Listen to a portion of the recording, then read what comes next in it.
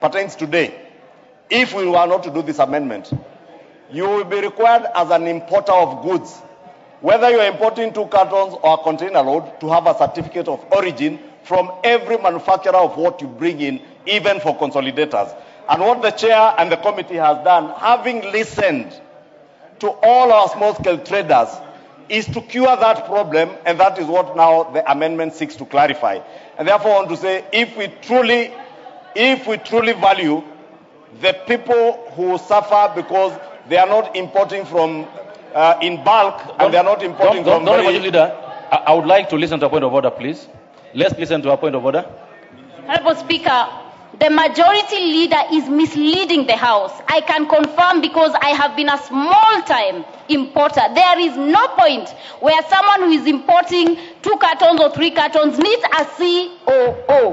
Inform yourself. Do not mislead the Kenyan people or members of parliament. Order. So before you come in, the Honorable Majority Leader, so the Honorable Member for Kirinyaga, what do they provide now? When they import into the country, what this document do they provide now? If you consolidate goods, you do not require a COO. You pay VAT, you pay customs, and your goods are released to you. What do they use? Order. What do they use? What do they use to know that An invoice.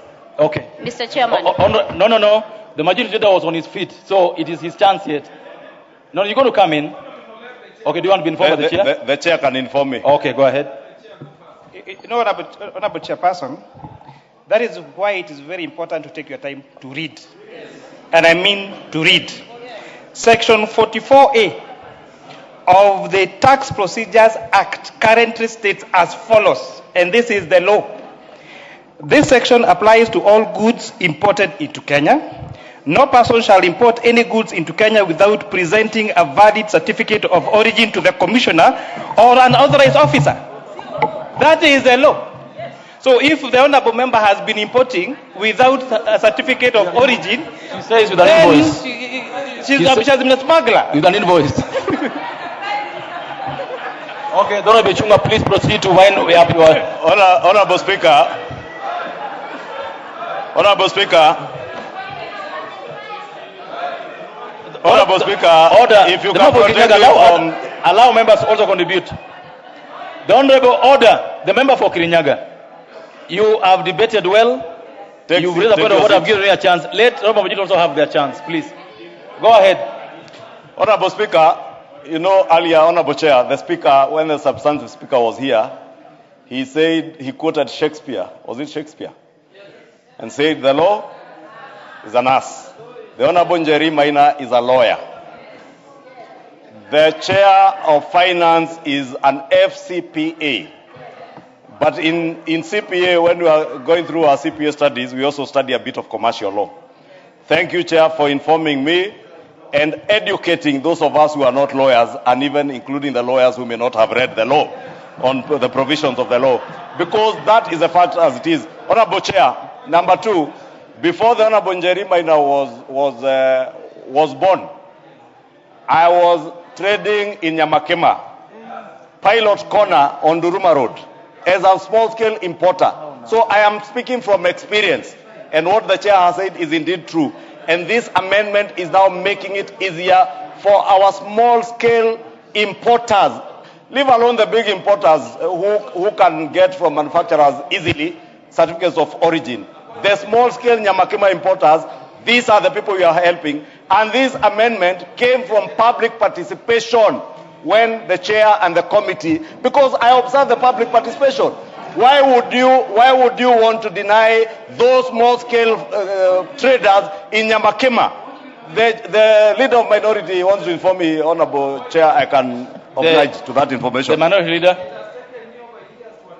Chair, I want to inform the majority leader that one of the problems that we faced in the last election, and people, we could not get any votes in your area where you do butchery work, is because the former regime introduced and told small-scale traders and consolidators to bring certificate of origin. This government is addressing that. They want people to bring their goods, the small group, without any hiccups, without any problems. Instead of this Wamitego and Omonjoro group appreciating that, they are still making noise. Please wind up. Honorable Chair, as I wind up, what the Honorable Junet says is indeed true. Which one? That you are a butcherman or what? Yes, all of them. Okay. When I left Nyamakima, I also ran a butchery in Kikuyu town, and I am still a meat trader to date. Okay. And I am very proud of that because even my late father was a meat trader all his life. Correct. Honorable Chair, I wanted to agree with the Honorable Junet. Indeed, last month,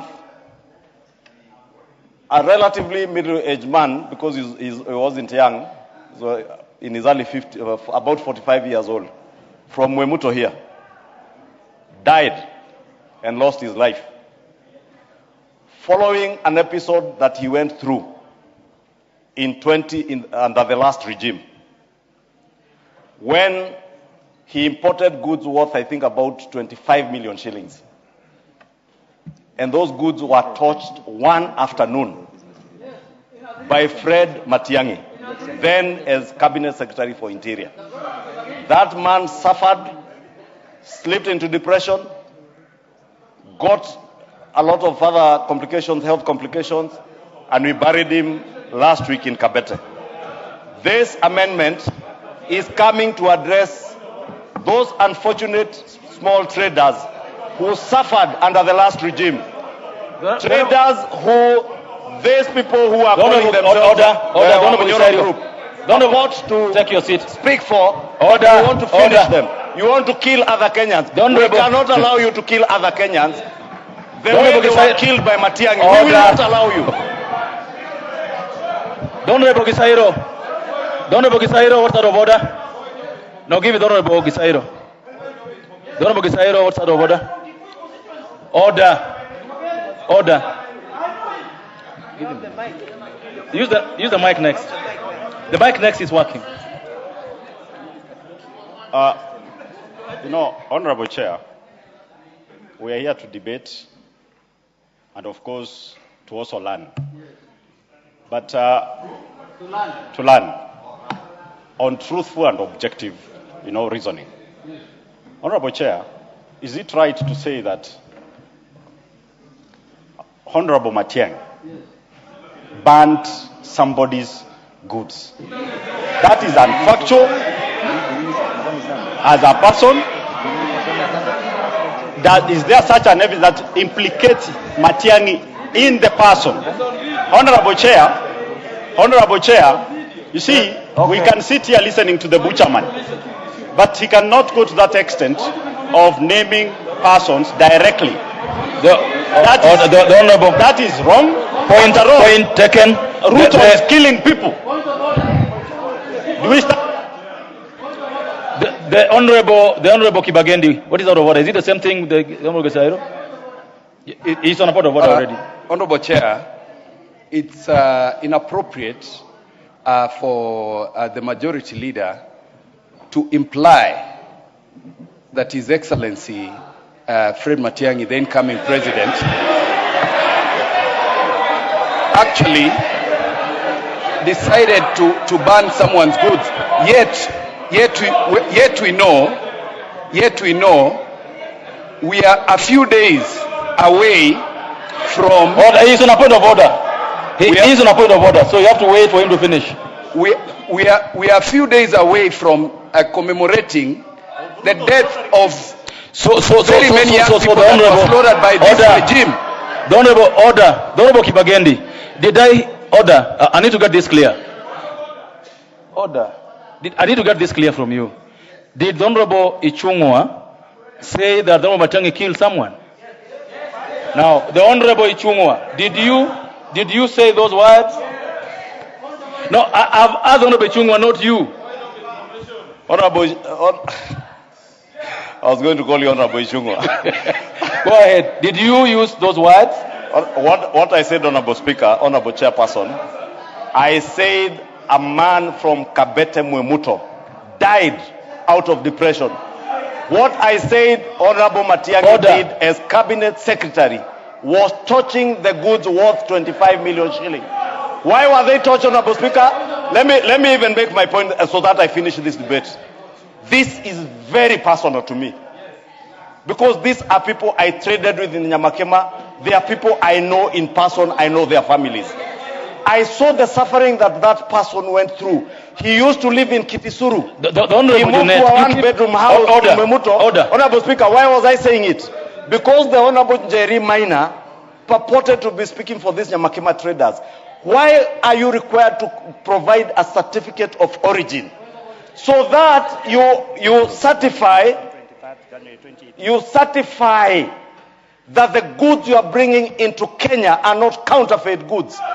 Why was that gentleman's goods touched on the 23rd of January 2018? Because they were said to be counterfeit and no verification had been done. These are the painful episodes I'm talking about when Junet said that they could not get votes. It is so painful, Honorable Speaker, and I'm at pains. I would rather not even go beyond it because I don't want to break down. But it would be very shameful for any member of parliament today not to protect the small traders in Nyamakema, in Kamukunji, because you want to play politics of Aminyo, I don't know. Well said, Majority Leader. Thank you. The Honorable Junet. Chair. Go ahead. Chair. Order, members, order. Chair, can you protect me? Chair, with your permission, Chair. You have my permission. I really feel, Majority Leader, I really feel the pain the Majority Leader is feeling. Chair, we were in this country. Chair, when small-scale traders' goods worth $1 billion shillings were touched at the river, Mr. Chair. And it is for a fact. I was a friend to Fred Matiang'i. He was a very powerful man. That's the truth. Number two, Chair, it is true that the former regime destroyed goods using the excuse that they don't have certificate of origin, goods over 1 billion shillings, and that has killed people. People died of depression. People lost their blood. Honorable members, that is what this regime I now is put the question that the new clause 41, I put the question that the new clause 41A be now read a second time. As one of the opinion say aye. As one of the opinion say nay. Ayes have it.